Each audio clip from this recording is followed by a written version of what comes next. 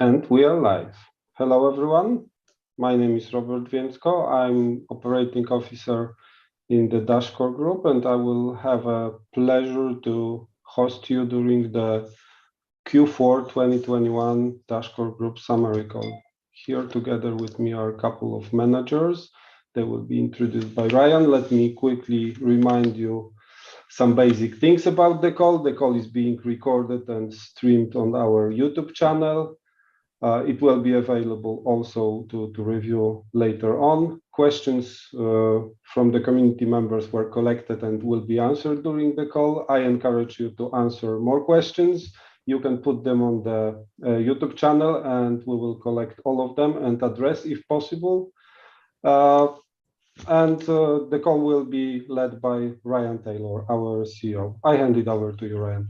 All right, perfect. Thank you so much. Hi, everyone, and welcome to our fourth quarter 2021 Dashcore Group update call. I'm Ryan Taylor, the CEO of Dashcore Group, and I am joined on the call by several team members of Dashcore Group. Robert just introduced himself. We also have Ernesto Contreras, he's our head of business development, Glenn Austin, our chief financial officer, and Sam Westrich, our chief technology officer, and they'll be presenting sections of this call. Moving to the agenda slide, we'll first share a set of prepared remarks and accompanying slides, followed by a Q&A session. We collected a couple of questions ahead of the call, but you can always post your additional questions in the chat, and that's being monitored, and we'll aim to address a number of those during the Q&A portion if we don't address them during the presentation itself. We'll also try to answer, whatever we can in the time allotted, and any remaining questions we will write up in written form and distribute that to the community.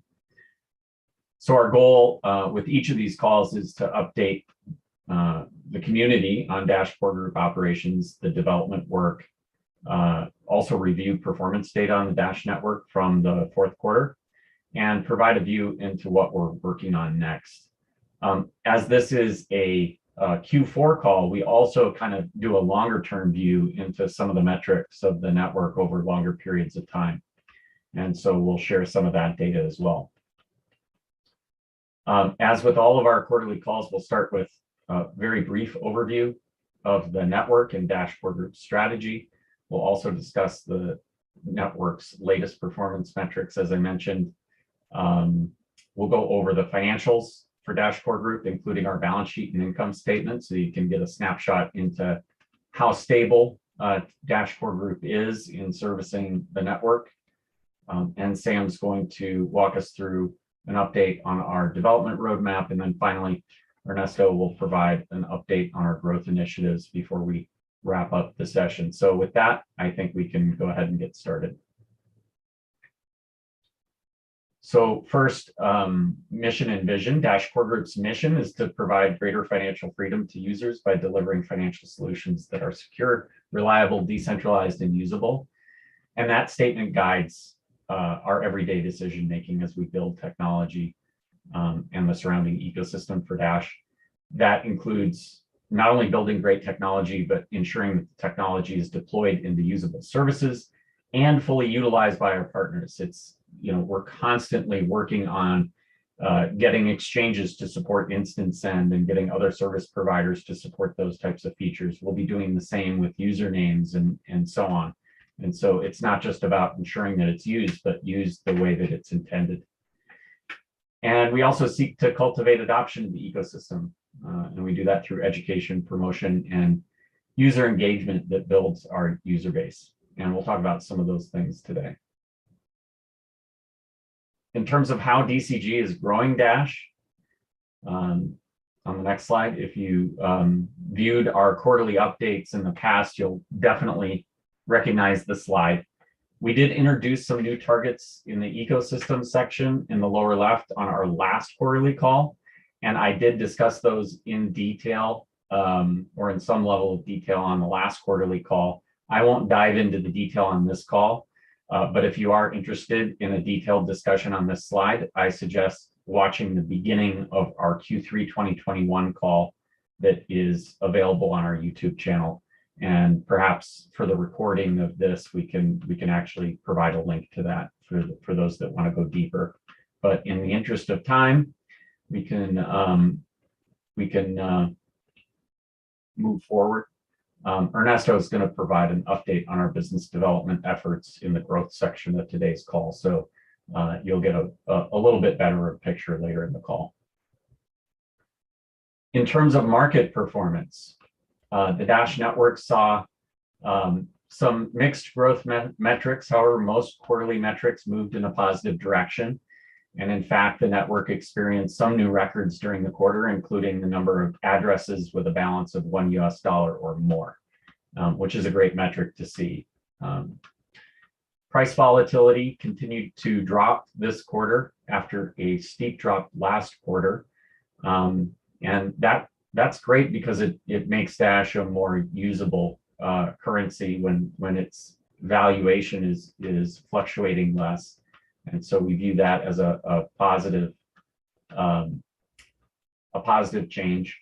And it's really the lowest that we've seen in probably about a year and a half. So that is a great volatility metric to have witnessed this last quarter. Installed wallets on active devices dropped during the quarter, as we warned would start to happen. I've been issuing that warning on the last 2 quarterly calls.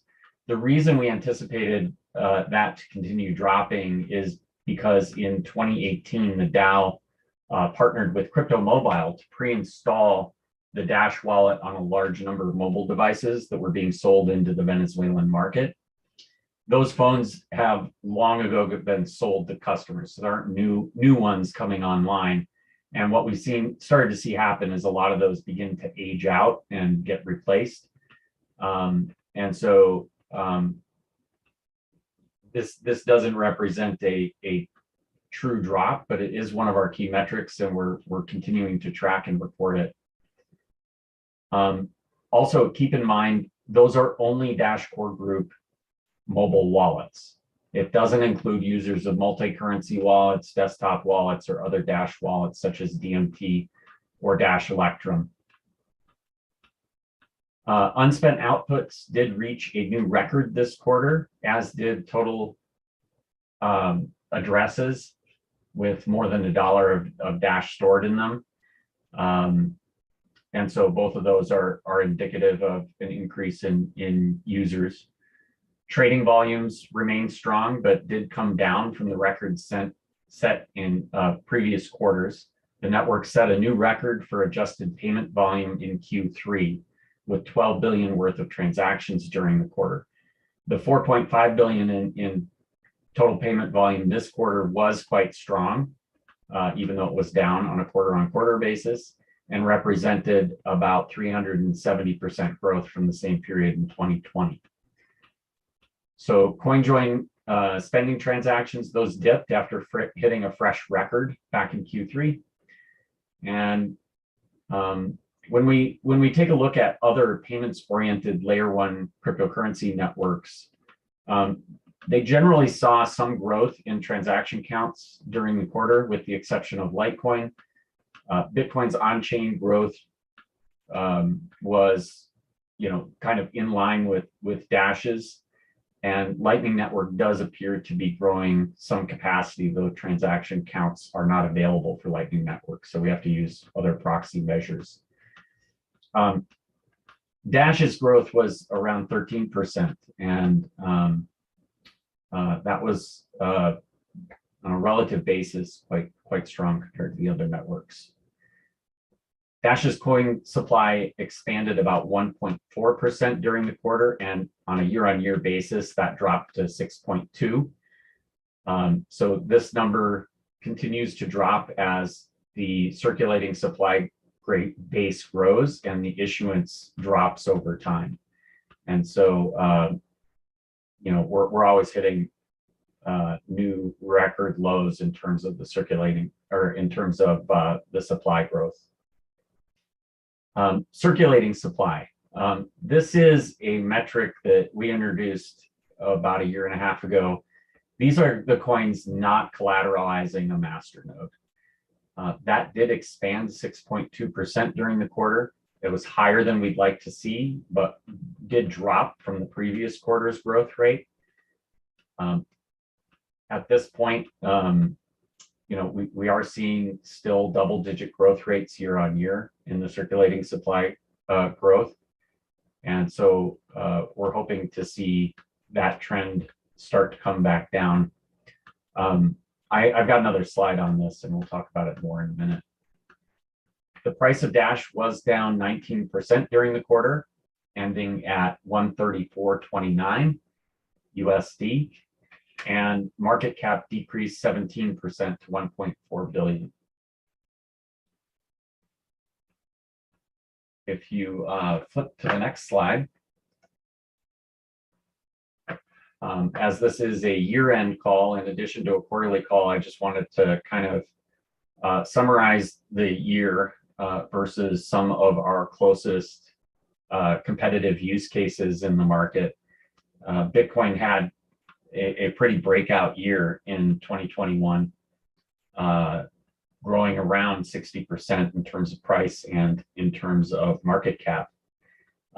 Bitcoin Cash and Litecoin did not perform as well, and Dash was kind of doing a little bit better than both of those coins on that metric. So it does seem like we're holding up well against our altcoin competitors, most direct competitors in the space. These are all Bitcoin-based layer ones, and so on a relative basis, just wanted to share that metric. I did touch on the circulating supply growth. It did grow about 20% in 2021. We were expecting that number to drop below 10%.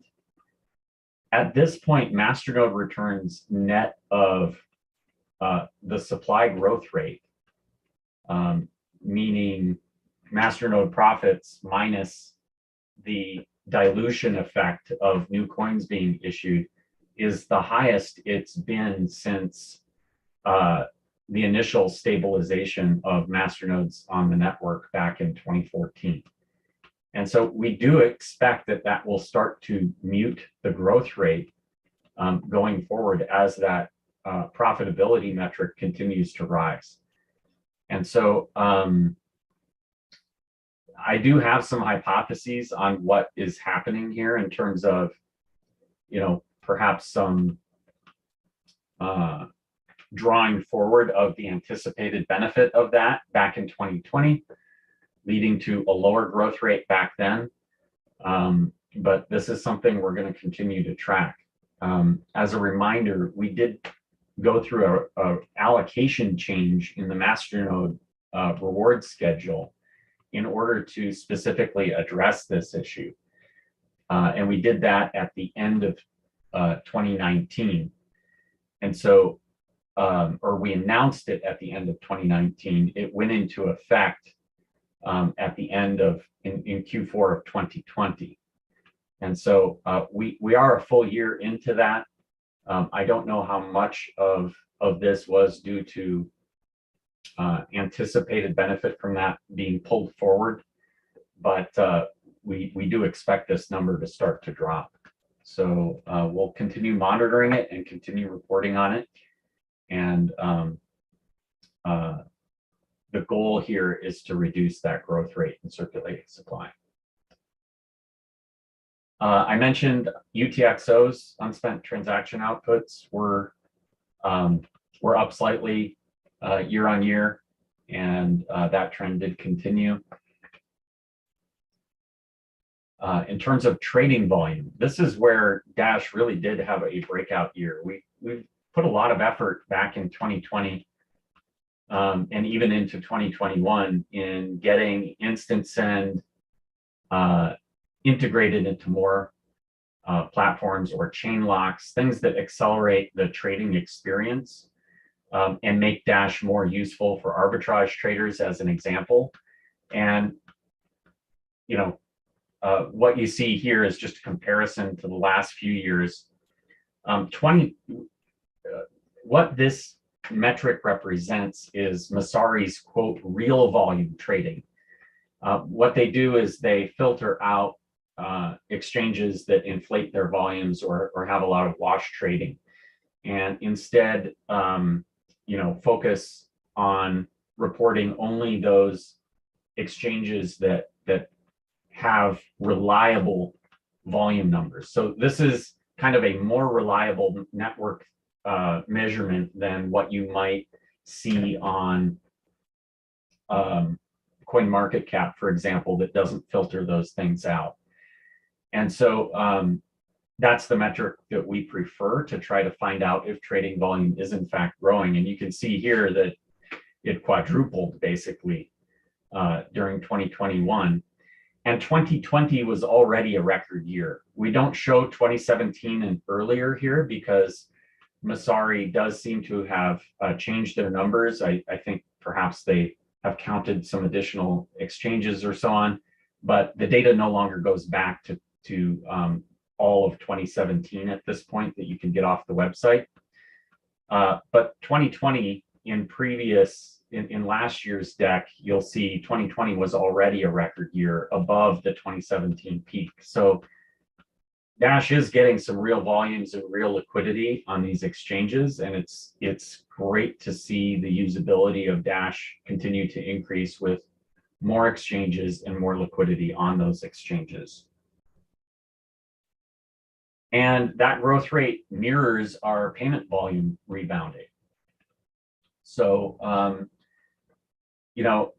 back in 2020, we did see an initial rebound from the 2019 lows, but we have in 2021 now far exceeded our 2017 peak in terms of on-chain payment volumes. And so we are seeing more usage, and we're seeing more trading activity, and we're seeing more on-chain activity, all of which is of course great to see. As we reported last quarter, transaction growth dropped off pretty dramatically right at the end of Q2 and going into Q3, kind of the first week of Q3. And it seems like a large number of low volume transactions dropped off the network right at the end of Q2. And so we saw this dramatic drop. What we saw this quarter is that the network returned to moderate growth in this metric. What you've got here is transactions and the median number of transactions per day by quarter, and the median economic transactions per day by quarter. Economic transactions exclude mixing transactions like coin joins, and it excludes the Coinbase transactions, that the one transaction that's included in each block header. So basically, the message here is we saw a large number of low volume transactions drop off the network, but it didn't meaningfully impact payment volume through this change. And it does look like we had, a good quarter relative to Q3 in terms of usage. So with that, that kind of wraps up some of the metrics that we're seeing on the network, and just wanted to share some of those interesting changes with you. And I'll pass it over to Glenn to cover Dash Core Group financials and give you an update on our financial health. Great, thanks, Ryan. Thank you. Hi, I'm Glenn Austin, and I'll give you an update on our calendar year 2021 financial results. Just a reminder, all of our accounting is conducted in USD to provide a stable picture of our financials. And since we are using mark-to-market accounting for our holdings of Dash, we're not reporting in accordance with US GAAP. So as Ryan mentioned, 2021 was a pretty eventful year in the cryptocurrency market. The year started off really well with prices increasing throughout the first quarter and peaking in May. Following that peak, prices across almost all crypto assets really declined throughout the rest of spring and summer. In the fall, there was another increase in price where Dash Core Group was able to add to its existing reserves. In terms of price, Dash specifically hit that high of about $475 or so back in May and ended the year at $135. Here at Dash Core Group in 2021, we did experience a significant expansion in the size of our team. So we went from a headcount of roughly 25 people or so to 49. So we roughly doubled our staff. The additions were primarily within the tech development organization. In addition to doubling the size of the team, we really were able to take advantage of higher prices during the year to grow our assets. So as you can see on this slide, our assets almost tripled in size from about 1.3 million to 3.8 million. The majority of the reserves that we were able to sock away were allocated to core team salaries. That line item grew from approximately $1 million to a bit over $3 million. And I would say with this reserve, Dash Core Group financials are in great shape. As a matter of fact, I don't think our reserves have been really healthier since the bull run back in 2017. Core team salaries reserves right now sits at about 8 months worth of compensation expense. And that's really squarely within that target we had set out of having our reserves be between 6 and 12 months of compensation expense. Now let's talk a little bit about kind of the price action and the impact that has had on our financials. Over the last month or so, prices have declined into the $90 range. And we've decided not to hire beyond any of the existing open positions. So effectively, we put a freeze on adding new headcount above and beyond what we have already approved. With the current price, though, I am glad we have a reserve that's kind of set in place to deal with this exact scenario, where the price of Dash and our associated revenue is below our monthly compensation expense. With the current reserve we have built up, if the price of Dash averages $90 for the balance of the year, we really have enough cushion to not make any changes to our compensation structure. At the end of the year, we would have eaten a bit into our reserve under that scenario, going from about 8 months reserve to 3.5 months. But there really would be no disruption like we saw in previous bear markets to Dash Core Group staff due to price. And even in a scenario where the price were averaging, let's say $60 from here onwards, we wouldn't have to take any actions to reduce compensation expense until late fall of this year.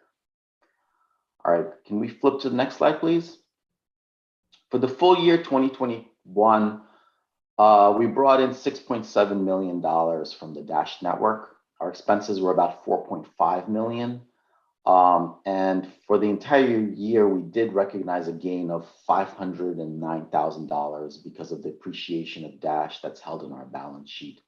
As a reminder, I've mentioned this on most of our quarterly calls.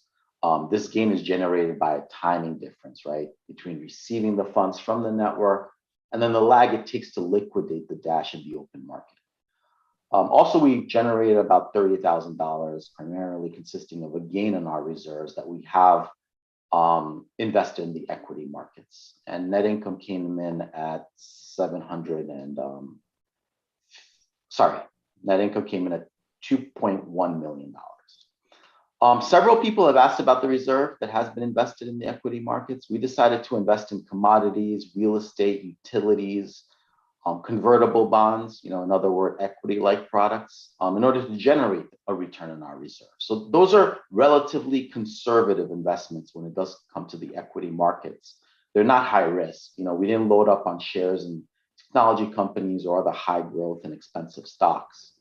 If we hadn't allocated our USD to these investments with inflation at 7%, and a balance sheet of about $3 million, we would effectively be losing $140,000 per year just by holding USD due to the effect inflation has on that. A couple of points on this one, Glenn. Yeah, go ahead, Ryan.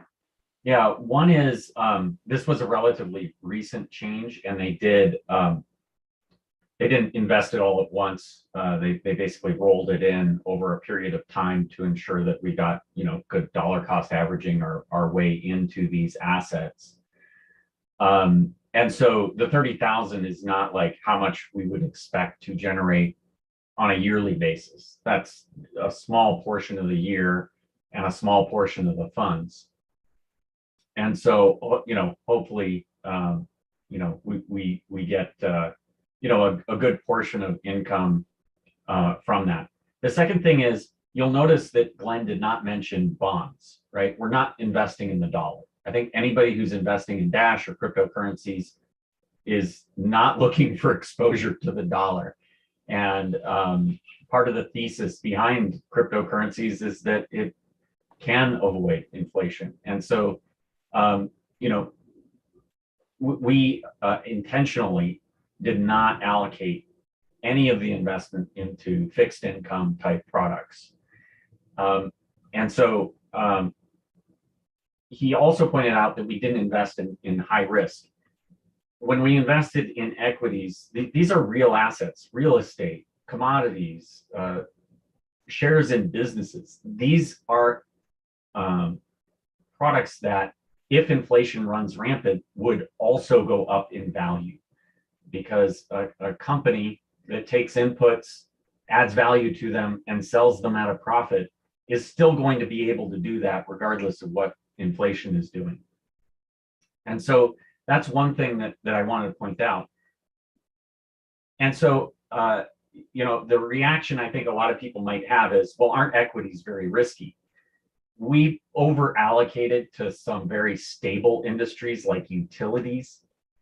And so, although we aren't taking exposure to fixed income or the US dollar, we're not taking excessive risks here. And so, in our view, it was a risk holding the dollar.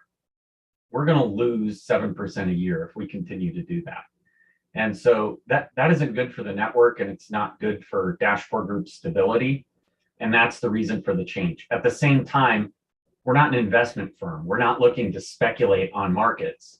We're looking for a diversified, stable set of investments that will basically provide a little bit of return for the money that the network has invested in Dash Core Group, and hopefully, be able to do some good for the network with the returns we are able to achieve with a low risk portfolio. So that's kind of the rationale, and hopefully that kind of addresses some of the concerns. We're not taking big risks with the reserves. They're reserves, and they need to be invested prudently and very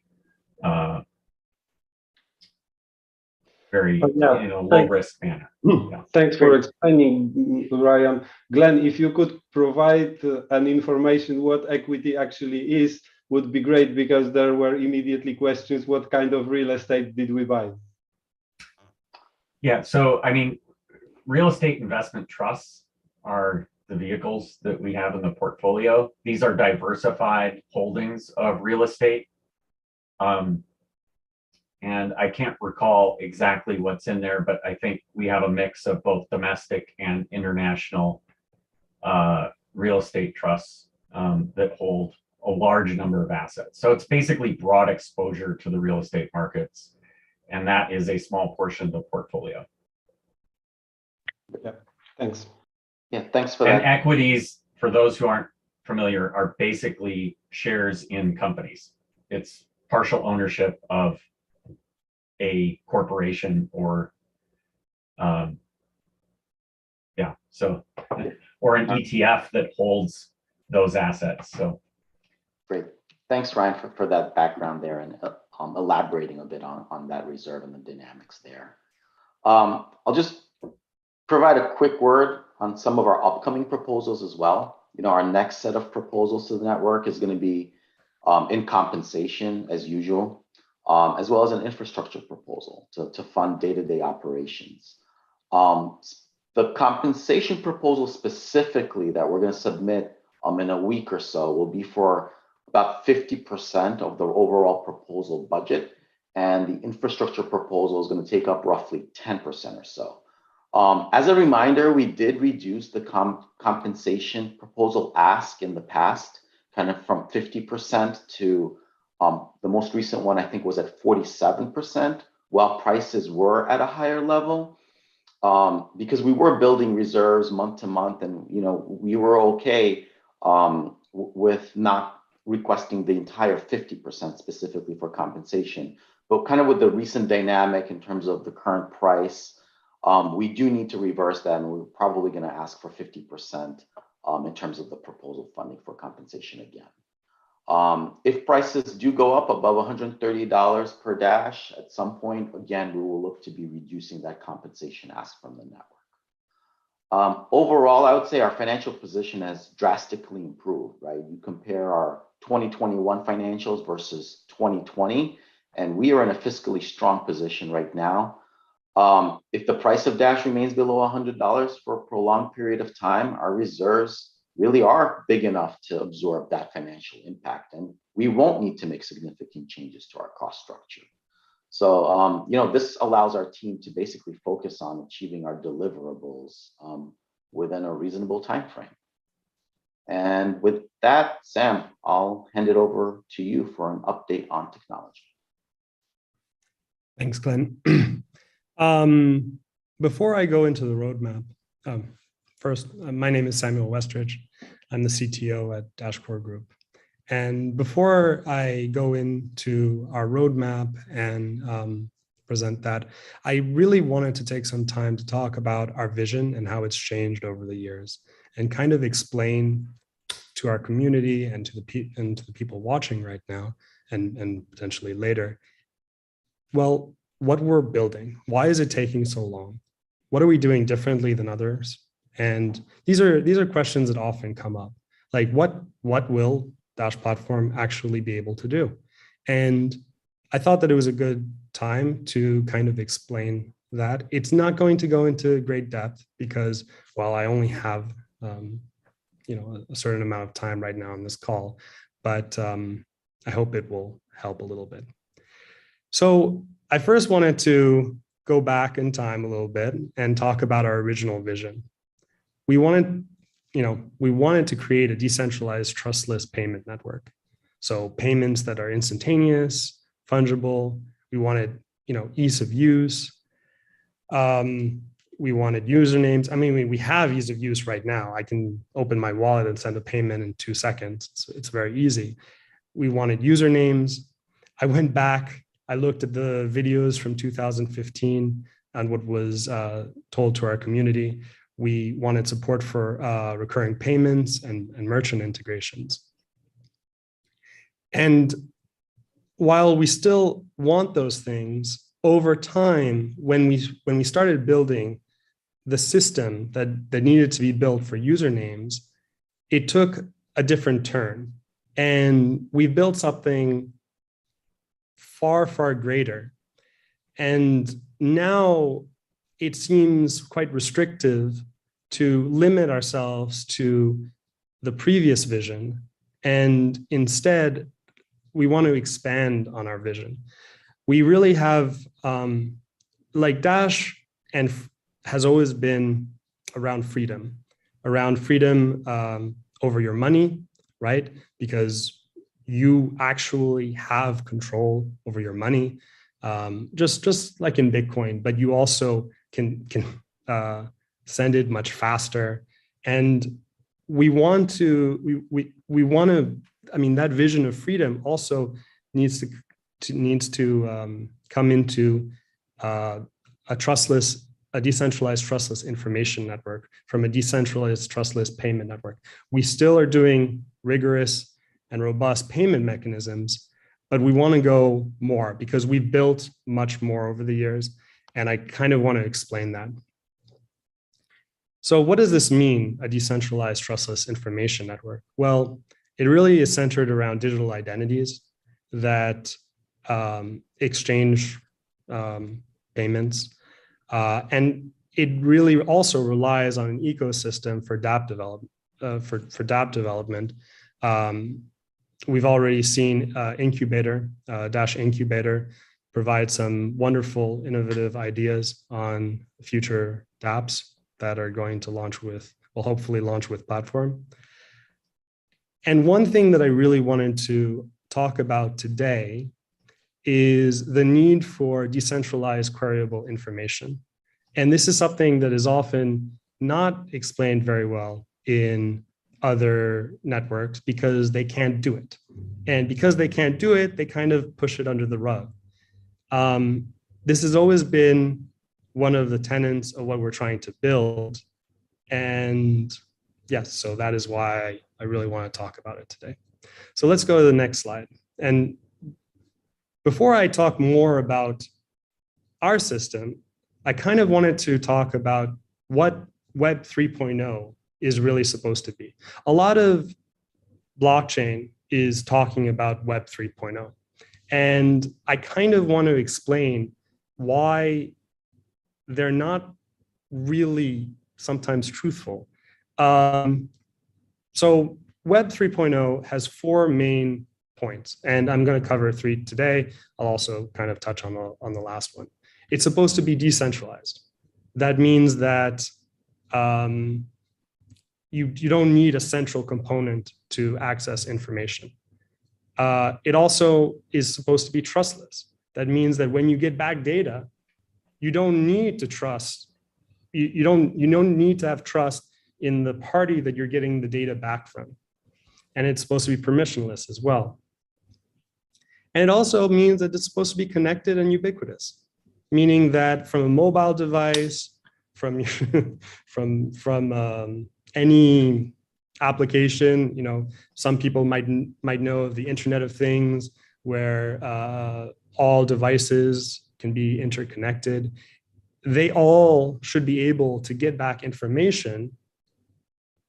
But right now, in the state of blockchain, that's not actually the case. The decentralization never really happened, and it more went to centralization.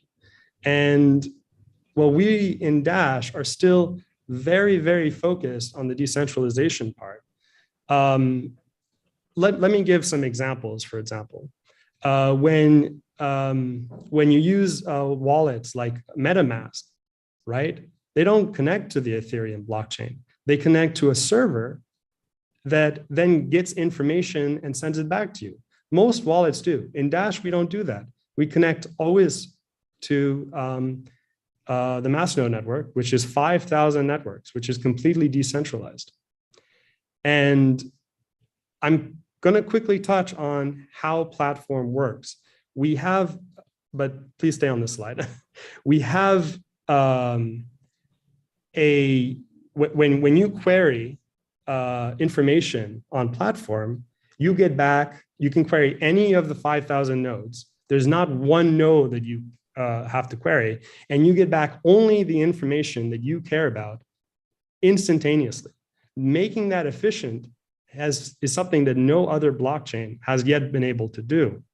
And yes, it has taken us quite some time, but that's the vision that we had. So let's move on to the next slide. And also, sometimes the question that I get is, what does this really mean for our users to be able to, what capabilities will platform bring for our users? Well, they'll have their digital identity in Dash. Now, digital identities is something that exists in many blockchains. You can have digital identities. What will make ours unique is the ability to query information without a central party, like without need for trust in any system. The system that you're going to need to trust in Dash is actually the Masternode network itself, which is not a very, since it's so distributed, it's actually quite easy to trust it. So what will this mean for our users and platform? Well, when we provide DApp developers the tools to build on platform, a lot of apps are going to be very easily made. And DApp developers, well, the real question is, why would they come to Dash? Well, what would you choose? Something that's with low fees, and at the same time, the data is very easily accessible, meaning there's no need for a third party. When you write your dApp, anybody can query information efficiently. So it's like a step up. In my opinion, that will make dApp developers come in mass. We just really need to finish building it. So what I believe for our vision and what we're going to really see happen very soon is dApp developers building tons of features on platform, including a reputation system. We have DashPay as our own dApp coming out at the launch of platform, which will allow payments between friends. But I can also see dApps easily being made around DeFi, reputation systems, token creation. NFTs are really a low-hanging fruit because platform, works extremely well for NFTs.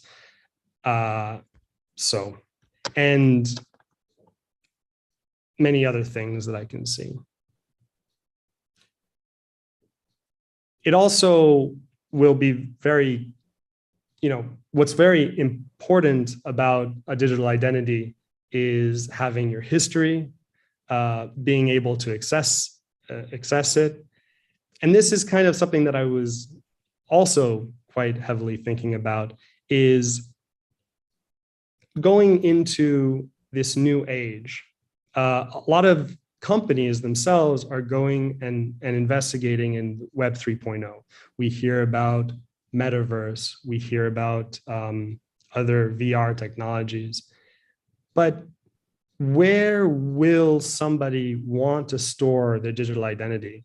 They won't want it to be owned by a company. Like, you as an individual are not owned by a company.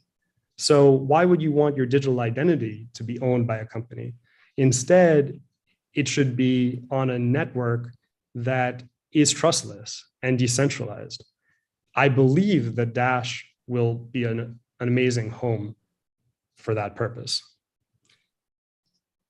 Okay, let's go to the next slide.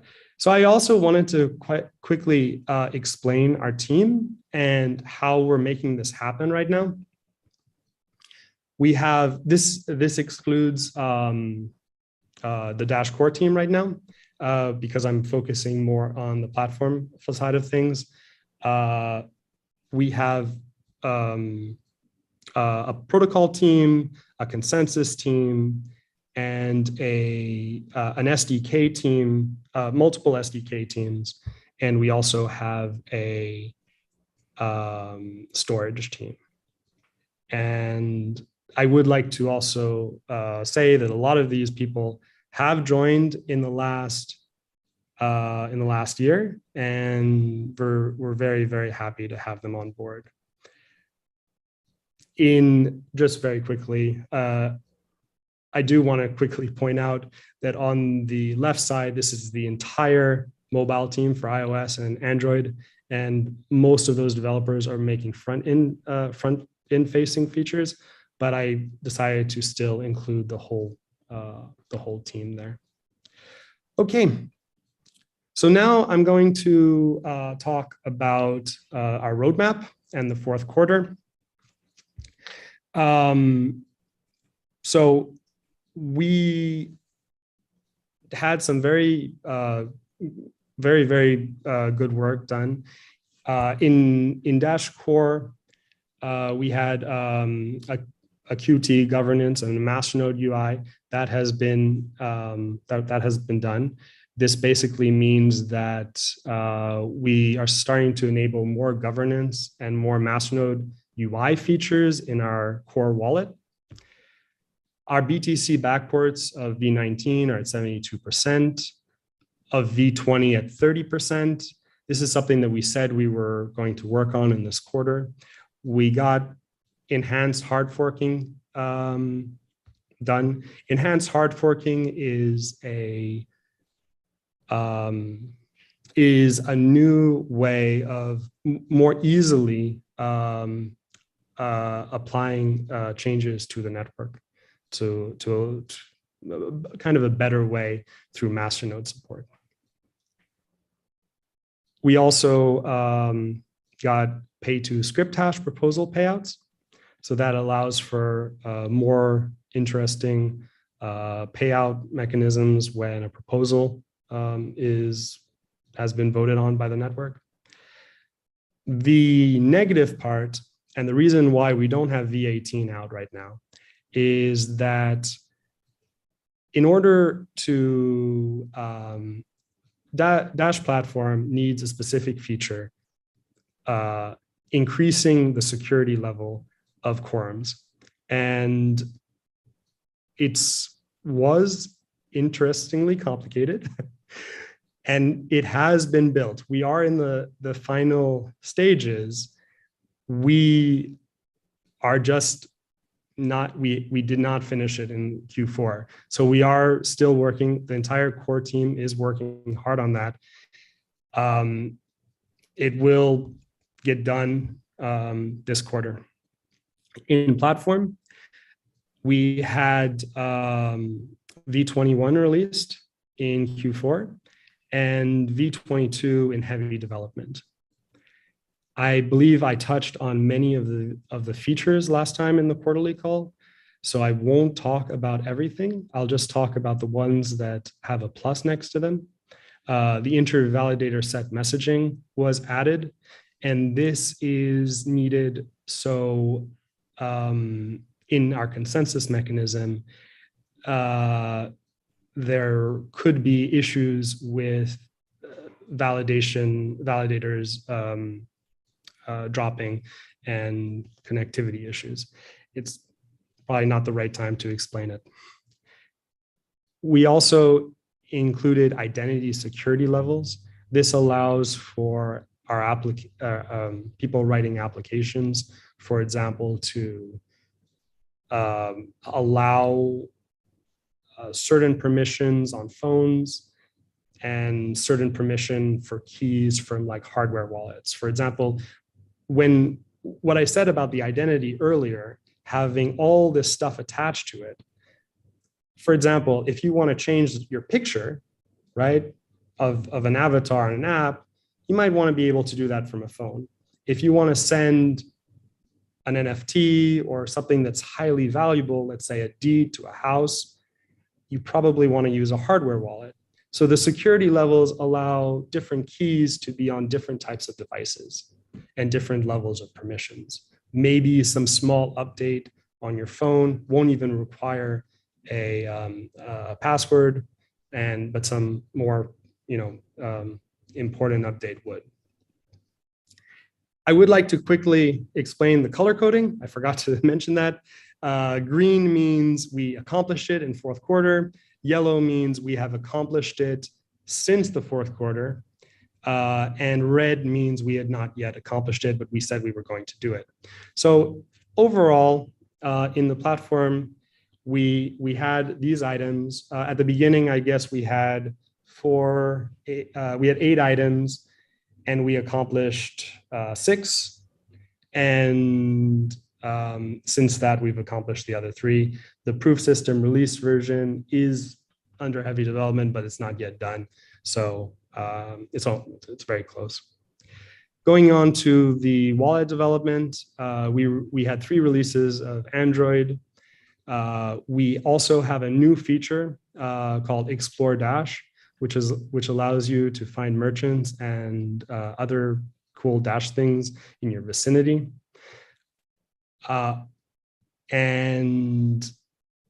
We also had we added this in a better way for fiat currency selection. We had said we would do a US on-ramp integration. That has been done. When we put something in yellow, that means it's been merged. Right now, that has been done. The development is complete. We are just waiting for an activation. So on the side of the broker. So two items that we said we were going to do: accept invitations on iOS. This is for platform, and private transaction memos. We were not able to accomplish in the fourth quarter. So next slide, please. So this is where things get a little bit more interesting, and people want to know where we are in the roadmap for platform. As you guys can see, V22 was originally supposed to take a month and a half, and we're releasing momentarily. In the end, it took 3 months. In our previous roadmap, I also had V23 at 1.5 months. I think that seeing the past, seeing how V21 took 3 months, V20 took 3 months, it's unrealistic to tell the listeners today that it will also take one month and a half. I believe that it's very obvious, and it's going to take 3 months. The thing that I really want to drive home, though, is that we have done 22 versions, and we have one left to be feature complete. After feature complete, that means we're only in a testing phase. It feels like we're pretty close, and I'm very, very happy about that. I do kind of see our timeline as, okay, next 10 days, V22 will be released, then V23, 3 months later, some testing, and then we release. I did push back, again, for people who did not watch the previous quarterly, DashCore V19 activation will launch platform. They will go hand in hand. And because of that, I did put DashCore V19 mainnet activation in Q3. But if we think about the timelines, I've already expanded V23 to 3 months. I do not think that V23 could take longer. As you guys can, as people can see here, there aren't many extra stories added. So I believe that we're really close. And I'm just giving ourselves a little bit more, I mean, I want to be more direct, and I do not want to have this change in the future. I don't want to go into the next quarterly call and say, okay, this will not be in Q2. It is possible that V19 activation still happens in Q2, but it would be at the very end of Q2. I do want to touch on one thing before passing it over. The Masternode reward distribution in V23. If people do not know, that basically means that Masternodes will be receiving rewards through platform, and then we'll be able to withdraw those those rewards back to Dash. One more thing that I forgot to mention. We are doing in my drive to open up our developers to our community. We have started every Monday to have live reviews of the platform development, and this will be happening every 2 weeks, and I hope people will tune in. And with that, I pass it to you, Ernesto.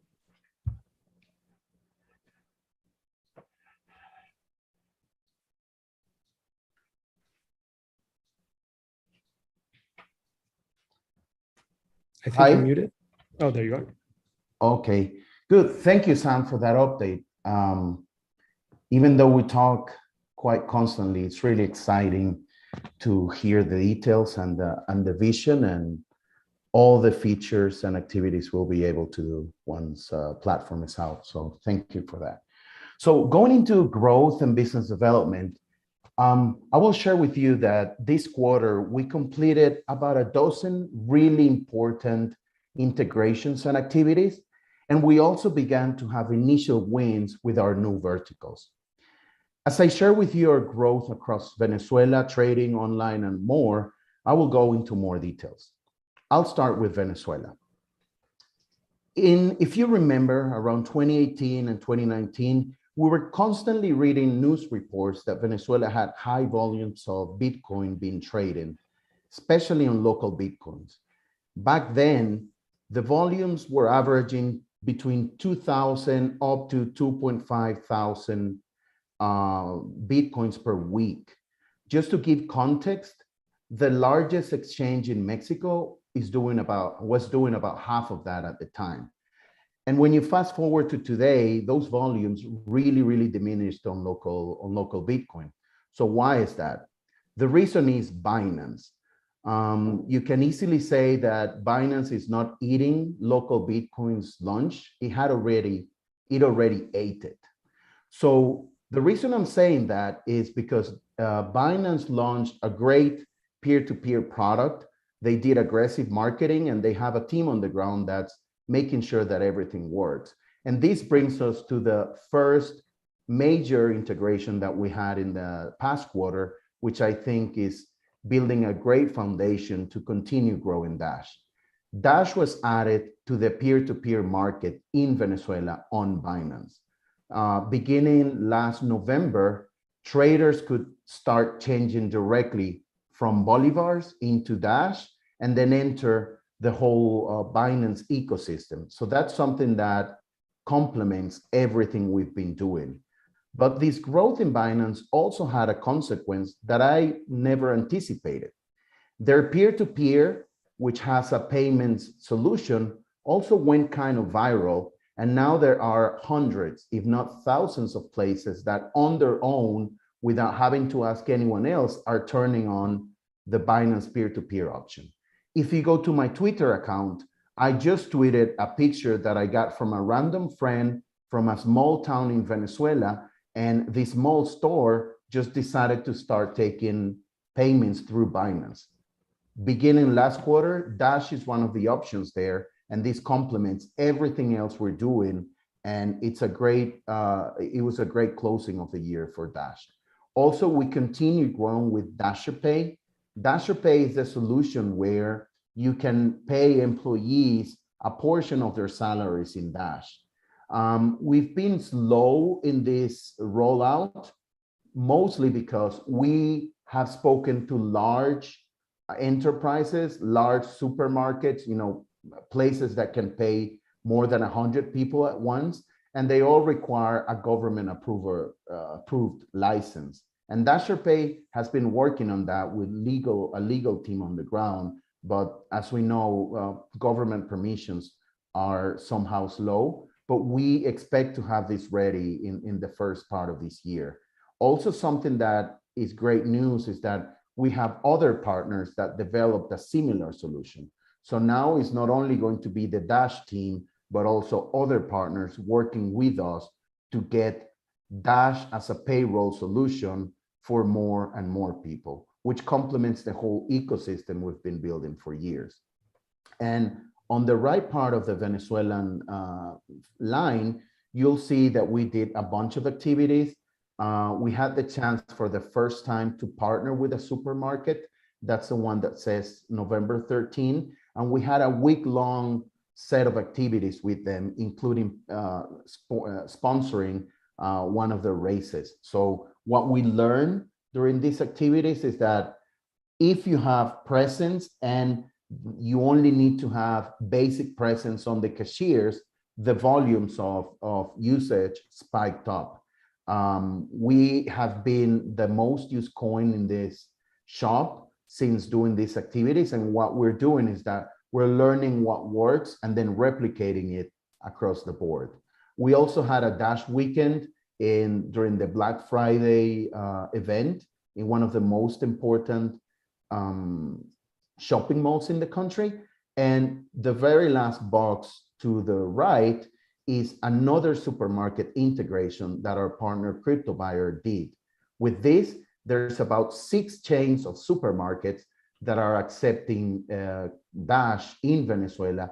And this, if you see, there's a whole ecosystem that has been built. A few years ago, it was only Dash working in Venezuela to enable cryptocurrency payments.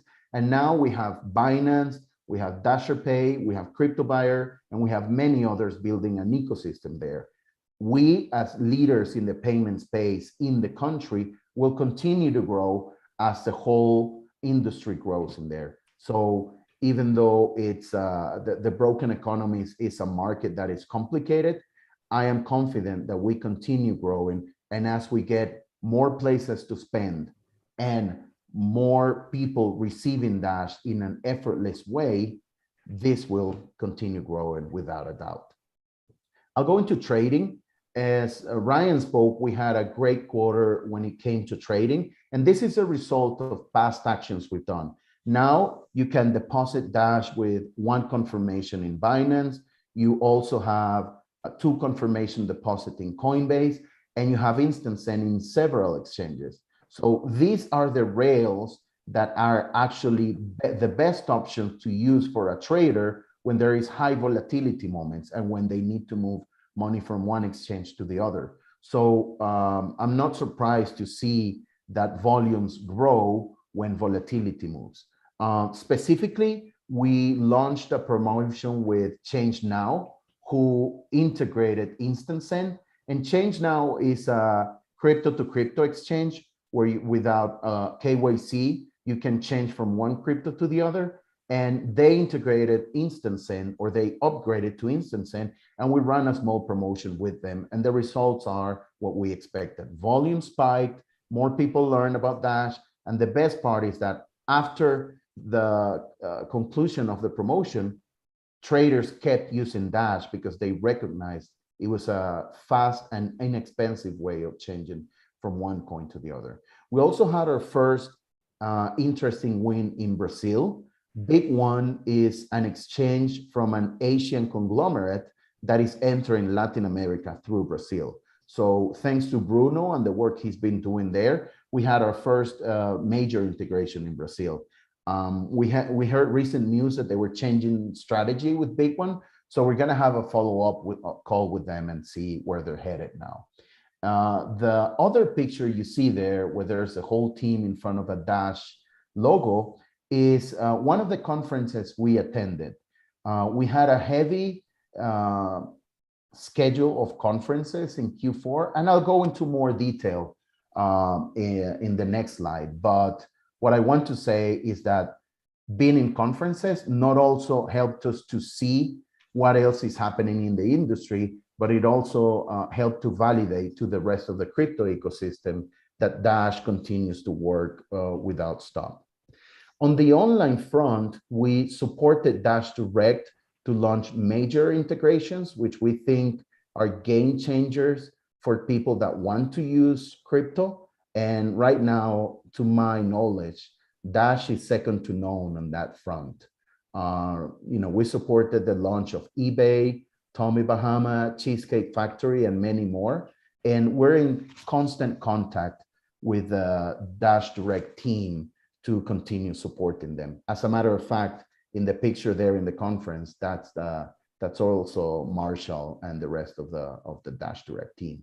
We also had a small participation in an event that happened during Art Basel in Miami. And it was really interesting, and it's there under the online part because it helped us to see a lot of the movement and the opportunities that are out there with the NFT world, most specifically. And having the affirmation from Sam that this is a market that will be able to enter is just great, because we are seeing trends, and now with the capabilities, it's going to be amazing to also be able to cover that through Dash platform. And last but not least, on the regulatory front, we continue closely watching how the regulatory landscape is moving, especially with our partnership with the Blockchain Association, which is a team that is based out of Washington City. And we have constant meetings with them. and we're evaluating and monitoring that we don't get put into a bucket of features that are not correct. So we want to make sure that we remain our growth, that we remain in the exchanges that we want to continue growing. And that's why we continue participating in the Blockchain Association, INATBA and BGIN, which are their equivalents, but for Europe or Japan. And I've sung the Blockchain Association's praises before. I can't say enough about the work that they do. They are a lobbyist group representing the entire industry, and they were really essential in. There was about a week or two long delay in confirming the infrastructure bill that passed last year in the United States. And they basically held that entire bill up for 2 weeks. And it really demonstrated the power that the industry can have when we all work together to fight bad legislation and things that are going to hurt our industry. So they've been really strong partners for us and strong advocates for Dash. And having them involved is really, really helpful. Yeah.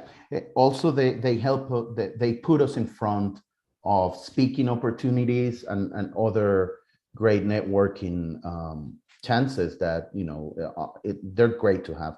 And the final logo we have there is TRM, which is a blockchain analytics company that is backed by large payments companies such as Visa, PayPal, and more. And this is another tool that exchanges or regulators can use whenever they need to make sure that Dash can comply with the regulations that they need to avoid any bad actors. To clarify, Dash does not need to comply with regulations. Exchanges need to comply with regulations.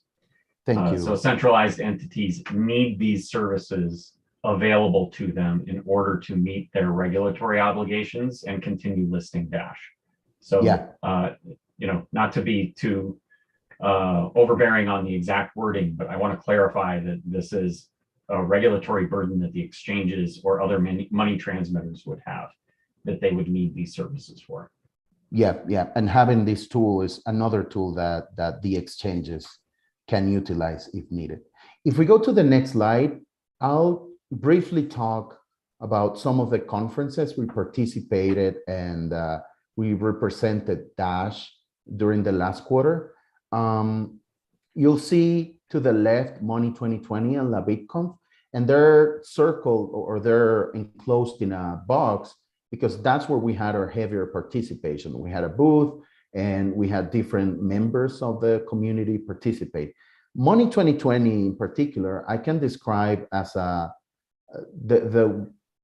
participation of crypto there recognized that crypto is coming to infrastructure and is resilient. There was a big sign that said crypto is not going anywhere, it's going everywhere. So it was really interesting to see that in this version of Money 2020, there were a lot of infrastructure companies. There were a handful of organizations from the legacy world that were looking into crypto, which gives us a clear signal that the next wave of growth is going to come from both the crypto solutions that are built already and the adoption from non-crypto organizations that will start allowing their users to get exposed to crypto, which is great overall. As a matter of fact, we have an announcement next week from one of the organizations that we met in Money 2020. And this is just part of the results of making sure that we're out there in the conferences and in front of not only the opportunities that we've identified and hunted, but also of the whole crypto ecosystem overall. So Money 2020 was a great compass for looking at especially what the payments industry and the US is going to have soon. And then we also participated in LabitConf, which happened in El Salvador. And it was really interesting because El Salvador is bringing a change of narrative especially into the Bitcoin world, because it's going back to being electronic cash, and it's not only about holding, but we're seeing that Bitcoin companies are looking for ways to spending it there. It was very good for us to see where this is headed. And if you want to see more details, I discussed this with Joel in his podcast last weekend. But in short, we're seeing some of the advancements that we saw. I saw in El Salvador, a lot of the advancements that we have seen in Venezuela and the mistakes and everything. And interestingly enough, you can spend Dash in some of the major stores in El Salvador because they integrate it through some of our Latin partners, such as Panda. So you can go to Walmart there and use Dash, even though most of the news come from Bitcoin. So we're also growing there, and there's a few community members that are looking for ways to start Dash teams on the ground. But overall, it was very interesting to see the other side of the coin, because Money 2020 was very much infrastructure and US oriented, and El Salvador was a lot of on the ground peer-to-peer usage. We also participated in Crypto Summit del Sur in Paraguay. There's a lot of news coming out of Latin America, and it looks like Paraguay is interested in enabling cryptocurrencies as well. So Bruno went to Ciudad del Sur in Paraguay to meet with the teams on the ground. He spoke to some legislators and just figure out where the country is headed. So far, it's clear that legislators and business people are looking at crypto in general as a potential way of growth. And we made some connections, and we're going to follow up and make sure that if something happens there, we get into the movement early on to make sure we're also considered and known by the community. And finally, I attended the Huddle Here conference in Puerto Rico. It was a one-day conference. We were there and we met, amongst other people, the Blockchain Association team. And it was a really good moment to hear more from the Puerto Rico and US in terms of regulatory status and opportunities. And overall, I believe that in the last quarter, in Q4 of last year, participating in these conferences reassured that we are walking into the right way of growth.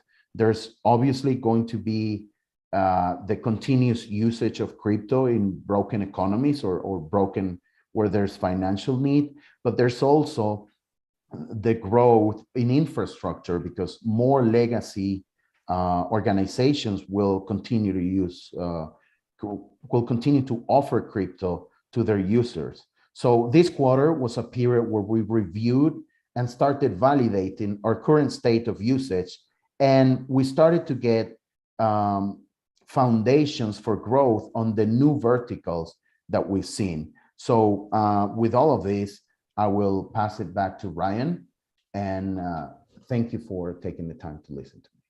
All right, perfect. Well, we're kind of in wrap-up mode now, so I'll kind of summarize some views that I have on our outlook, and we can start to open it up to questions. Basically, if I'm summarizing where the market is at and where we're at, all these concepts around Web 3.0 have been very hot concepts in the world of crypto. And as we survey the space and as we compare our solution with platform to what is available today, I believe what we have represents something different and more sophisticated. What exists today is essentially Web 2.5, right? It has elements of Web 3.0, but it doesn't quite take it there along all the elements that Web 3.0 is supposed to deliver to the market. And what I mean by that is that although the backend of most of the systems that people are using today that they consider Web 3.0 do have a decentralized nature to them and are performing as a decentralized network, they aren't usable enough. They aren't usable enough on mobile devices because they're cryptographically heavy, they're data heavy. They have to pass all information to the device in order to be validated.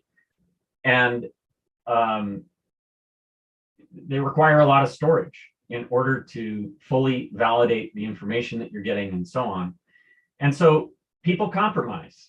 They utilize, in the case of like Ethereum, they're basically leveraging two centralized front ends to access all of that. And they're trusting the information that they're getting from those services.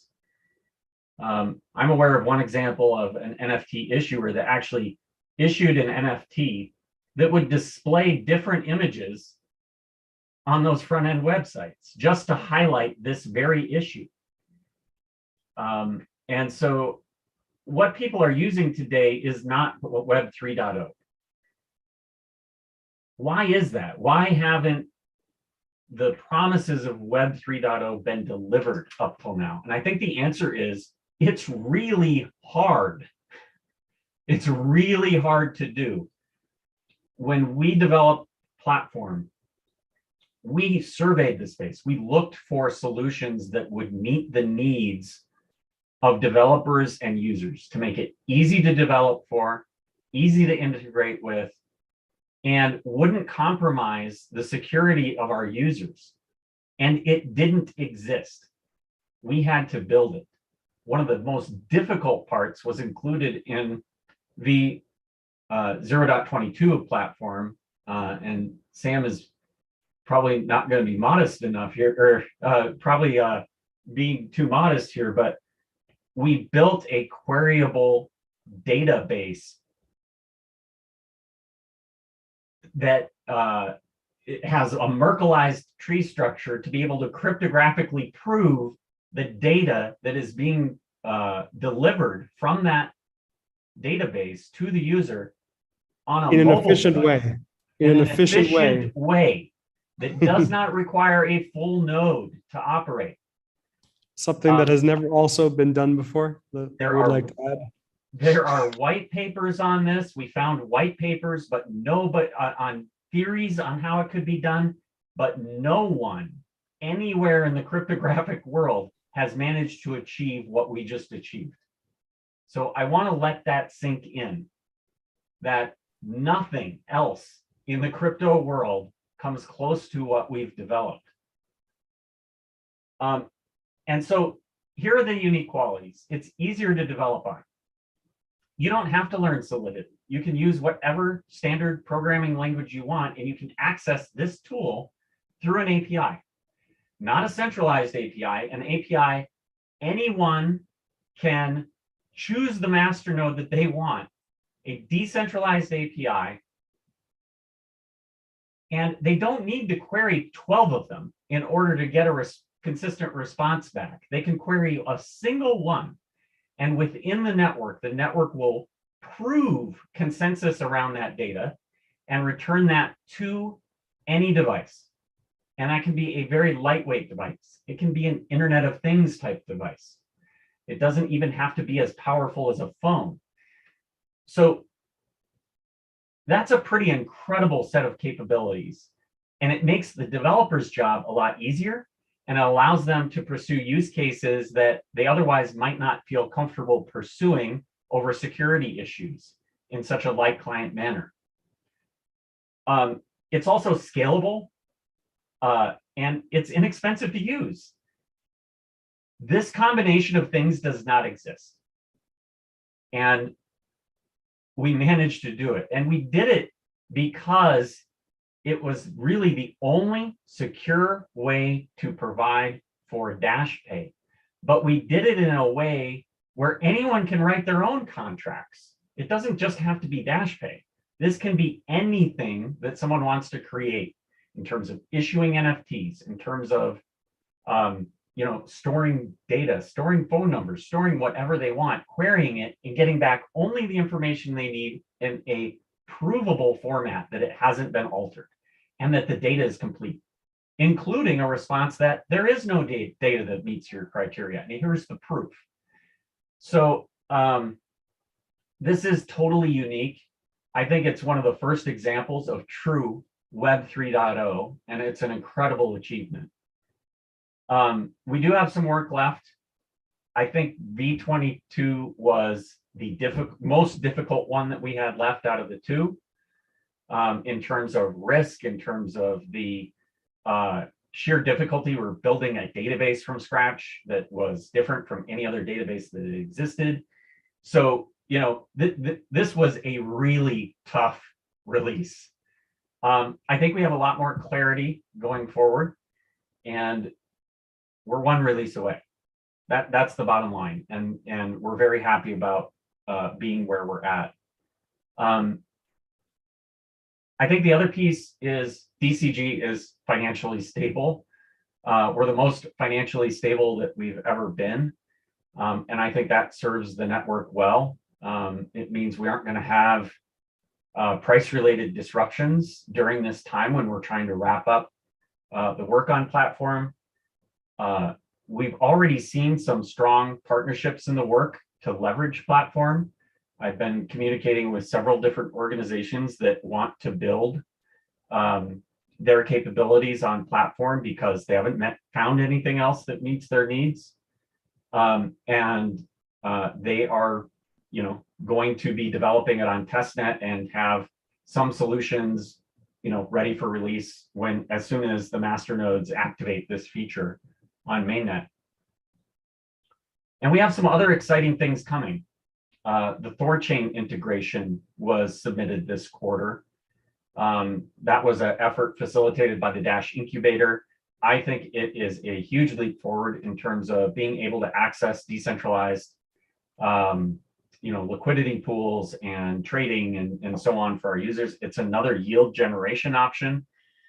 They did fork the code from, I believe it was Dogecoin, because Dogecoin was kind of the one that had just wrapped up in front of us in terms of the development roadmap.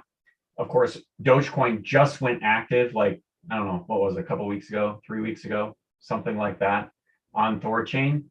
So we developed off of that version of Bridge, and so, you know, we know that that is in their pipeline and in their review process. So we hope to be getting that in the near future.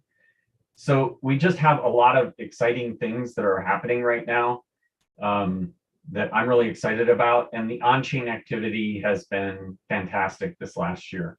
I think that, you know, we're really in a good position to continue growing it, especially with these new capabilities that are coming. So, you know, as I kind of summarize where we're at, it's a pretty exciting point. I think this year is going to be one of the most exciting in Dash's history. And I don't think the crypto world is yet aware of what we've built and the advantages, but they're going to know this year. So with that, I think we can wrap up and we can open it up to any questions that the community has. Happy to take them. Yeah, thank you, Ryan. We were having 2 questions only posted on Discord and forum so far. I guess we addressed all of them, but maybe you want to add something, so I'll read them and then we'll take questions from the chat. There were a couple of them. So first question from Tante Stefana. I want to know if platform will launch on mainnet this year, 2022, and if it will, which quarter? Dev team keeps talking about testnet releases, but it's mainnet. I want to ballpark figure for. I don't know which versions have what, but let's say Evo for me is secure usernames and passports. When will that come out according to DCG's best knowledge? Do you want to add anything, Sam, to what you said on the roadmap section? I'm not exactly sure what Tante Stefana meant by passports. But in terms of platform release, yes, I want to reiterate what I said before. We are momentarily releasing V22 in the next few days, and then V23 I've extended to 3 months, and I'm doing that because every last version for the last 5 or 6 versions has taken about 3 months, and we keep on saying it's going to take a month and a half. Let's just stop doing that. Let's say it's going to take 3 months. After that, we've set aside 2 months for testing to make sure that everything is rigorous. Already, we do test every version. So as it currently stands, I don't think that we'll even need 2 months for testing, but it's good to be more, let's say there is something. Well, I would, think that there won't be, but if there is, it might take a few weeks to solve. So we set aside 2 months for testing, and then we'll be activating on mainnet. Well, or hopefully the network activation happens from masternodes activating, right? So it will, the masternode themselves have to flip the switch and enable it to start. So that's kind of where I see things at about 5 months from now. Yeah, thank you, Sam. I think it's also worth saying that we just strengthened our quality assurance capability on the platform side, and we are also seriously considering and planning external security audits on the code that is going to be released, so that there are no unexpected outages or entertaining events like other networks are having from time to time. Okie dokie. Second question from Woody. Can DCG provide some non-technical practical examples of what DCG like to see built in the future on platform? What kind of dApps should we think about except DashPay? What are the possibilities, just to clarify, for non-super technical oriented Dash followers? Well, I think I answered that over the slide earlier. I had a momentary internet sound blackout, so I didn't hear the entire question. But I think it's around the capabilities of platform. Is that correct? Yeah. What kind of dApps we can develop on top of that? I think it's worth clarifying, because there were many people asking why DCG is not developing NFTs or DeFi, etc. There is like distinction between what we are doing and what dApps are, and who are doing them. Yeah, so like NFTs are going to be extremely easy to build on platform, and they're going to be, very. It's going to be a very good platform to have NFTs on, and the reasoning for that is it's very easy to query. Like, it's very easy to see these things on a mobile device without a central third-party server. Now, Dash Core Group is not going to do anything with NFTs. It's just providing the platform, and dApp developers can make dApps that have NFTs on them. Like, for example, if a real estate company wants to, or a government wants to make a dApp around real estate or something along those lines, that's more how I see NFTs coming into Dash. It's not going to be us. I mean, it's not going to be Dash Core Group building those services, but we are going to provide the ability to have NFTs, and we're going to provide the ability to do DeFi and other things. Yeah, I guess the simplest comparison is that Ethereum team is not building DeFi solutions or NFTs themselves. They just provided the platform to do that. Okay. While I'm searching the questions on the chat, there were a couple of questions about the marketing update and the presentation. Ryan, can you address that? I will be collecting. Yeah, can someone post? Like, where is the DCG marketing presentation? Is Arden going to present anything about marketing? Where is Arden? Why there is no marketing section? There were many of them. Okay. All right. So on the marketing front, we did have a number of marketing activities during the quarter. I can talk about those briefly. And then I'll talk a little bit about some of the things we're doing going forward. So first of all, you know, a lot of effort went into some of the conferences that we were at this quarter. So Money 2020, you know, we had that event at Basel, Art Basel, and there were a number of activities that we did in the Miami area as well. Basically, you know, conference participation is a big component of what we do to help grow the network, and some of the partnerships that we launch with some of the partners throughout the quarter. We did run an ad campaign for the first time. These were primarily on car toppers in the Miami area. They were in late November. They started to be deployed. They don't all deploy at the same time, but they started to deploy at the end of November and were fully rolled out by the beginning of December. And they were expected to generate around over 10 million impressions in the Miami area. We did correlate that with an increase in downloads of the Dash Direct app in the Miami area. A lot of that marketing was focused on the Dash Direct app and the use case surrounding that.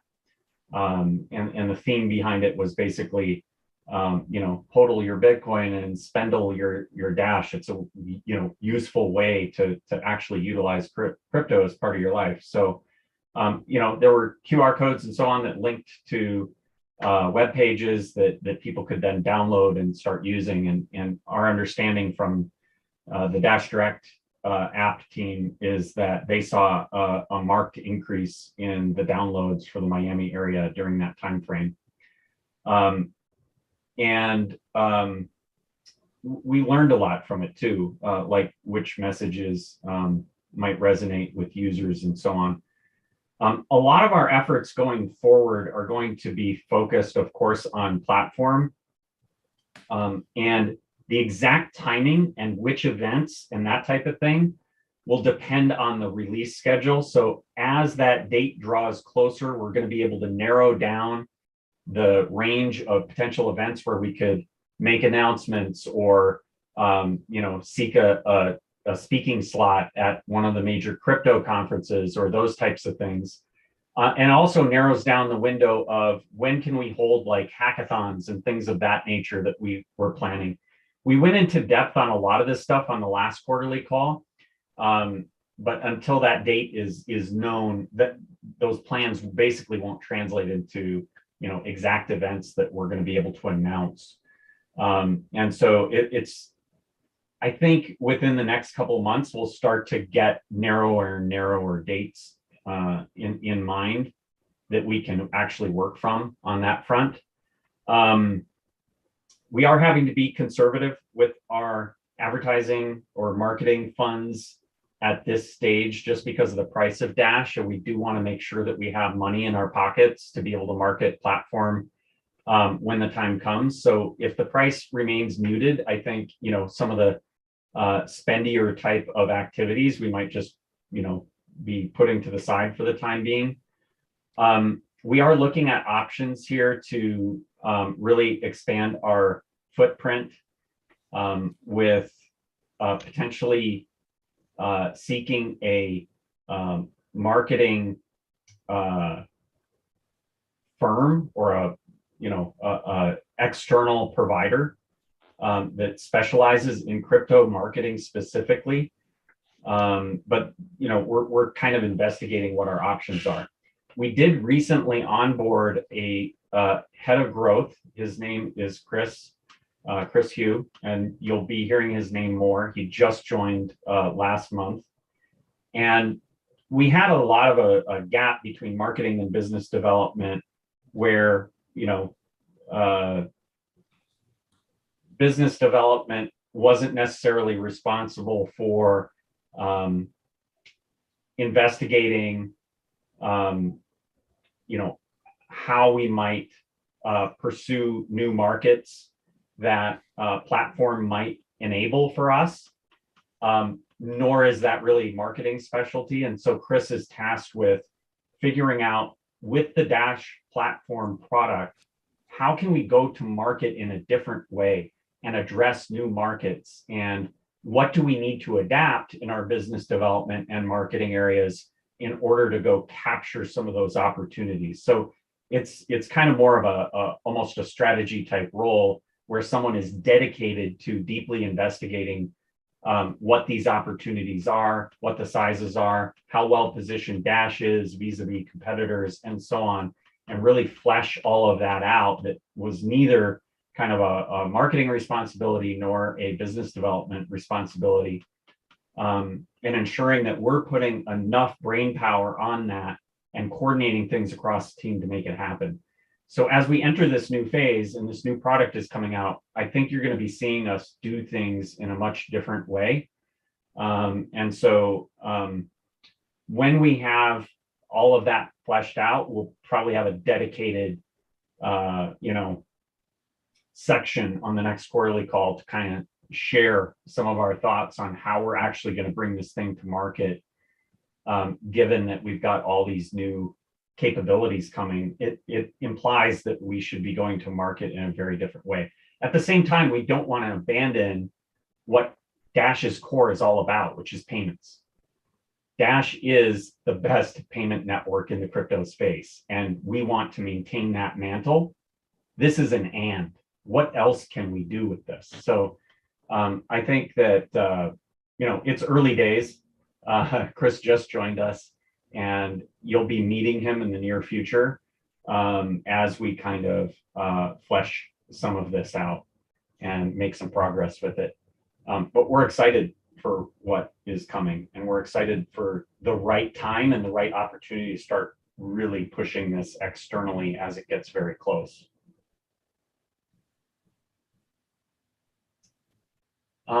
I see some other questions here. Fees for masternodes after platform release. Any estimations or how system is going to work? Yeah, I do like that question. Yeah, I could take that one. Go for it. If you want. Well, there will be fees for storing data, for computation, and for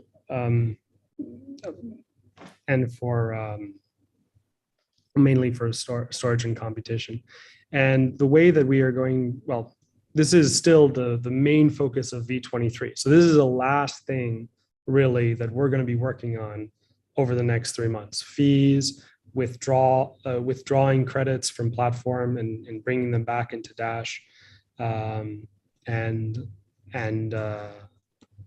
of the main ways the fees are going to work is, you store information on platform. Let's say you store and it costs like 10 cents to store. Right now, how our model is going to work is that the fee is actually broken down into many packets. And if you ever take money back off of platform, not money back, if you ever take the information off of platform, you actually get a part of the fee back for the storage, not the computation. And these fees are then given, put in buckets, and over time distributed to Masternode holders. It solves one big problem that you have in many in the blockchain space, is as new masternodes come in, they don't have this massive burden without receiving fees right away. So it will always be economically beneficial to run a masternode. You'll always be making more in the fees than you will be in VPS costs or storage costs. Cool. Thanks, Sam. Let's take another one. When calculating circulating supply, are masternodes the only metric, or are other Dash staking options counted as well? Thorchain liquidity, for example. Sorry, what was the first part of the question? When calculating circulating supply, are masternodes the only metric, or are there others? Masternodes are the only supply that is removed from total supply to calculate circulating supply. I don't think there is a way to calculate the amount of Dash that might be locked into something else, although Thorchain hasn't launched yet. But yeah, it wouldn't take into account those types of things. But like I said, Thorchain hasn't launched, so it shouldn't affect the metric in any way. And when it does, I don't believe there's any way to tell addresses that we might exclude outside of the masternodes themselves. Yep. Because I don't think there's any on-chain data to be able to identify those addresses. What happened with Liquid? Have both on-ramp options in the official wallet now delisted Dash in some way?